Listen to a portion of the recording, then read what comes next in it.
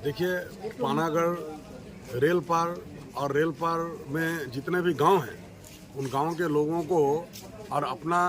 आधा आधा घंटा एक एक घंटा समय नष्ट करना पड़ता है रेल गेट के ऊपर। और रेल गेट बंद रहता है, नई नई ट्रेनें चल रही हैं,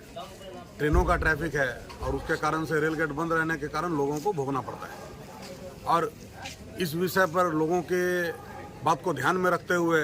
लोगों की मांग को ध्यान में रखते हुए इलाके के क्षेत्र के सांसद माननीय श्री एस आहलूवालिया जी ने और रेल से अनुरोध किया एक फ्लाईओवर निर्माण के लिए। और रेल ने इस विषय पे, चूँकि यह कॉस्ट शेयरिंग बेसिस पर बनता है, इसमें वित्तीय आदान प्रदान का विषय है रेल और राज्य सरकार के बीच में, और उस हिसाब से रेलवे ने राज्य सरकार को इस संपर्क किया था, पत्राचार किया था। मगर उनके पत्राचार के बाद भी अभी तक किसी तरह का कोई उद्योग राज्य सरकार के द्वारा नहीं लिया गया, किसी तरह के पत्राचार का कोई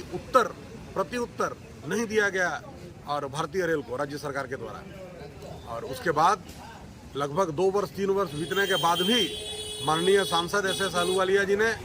और क्षेत्र की जनता को ध्यान में रखते हुए, चूँकि राज्य सरकार किसी तरह का कोई प्रत्युत्तर नहीं दे रही है कॉस्ट शेयरिंग के विषय पे, इसलिए उन्होंने रेल बोर्ड से आग्रह करके और रेलवे प्रशासन से ही, रेलवे बोर्ड से ही इसका पूरा फंडिंग कराने का काम उन्होंने करवाया। लेकिन उसके बावजूद भी राज्य सरकार को जो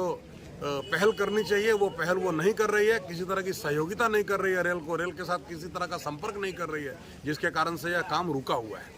इसी विषय में हम अवगत कराने के लिए BDO मैडम को आए थे और उन्होंने हमें आश्वासन दिया है कि